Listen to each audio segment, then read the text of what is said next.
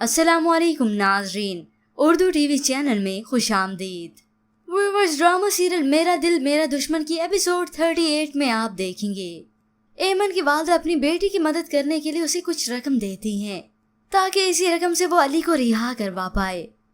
मगर अपनी बेटी की हालत देखकर वो बहुत परेशान भी हुई। अपनी जिंदगी बर्बाद कर दी तुमने, महलों में रहने वाली सड़कों पे आ गई। इतना सब कुछ हो जाने के बाद भी एमन की अकल ठिकाने नहीं आई। वो अपनी वालदा को जवाब में कहती है, उस घर के मर्दों को तो सिर्फ अपनी इज्जत और वकार का ख्याल था।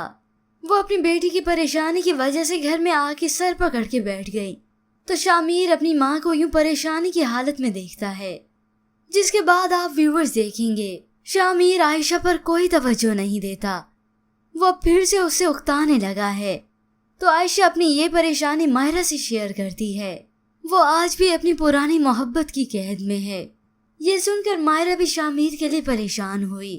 मौका पाकर वो उसे समझाने की कोशिश करती है। वक्त किसी के लिए नहीं रुकता शामिर, फिर तुम क्यों जिद लगाए बैठे हो? आगे क्यों नहीं बढ़ जाते?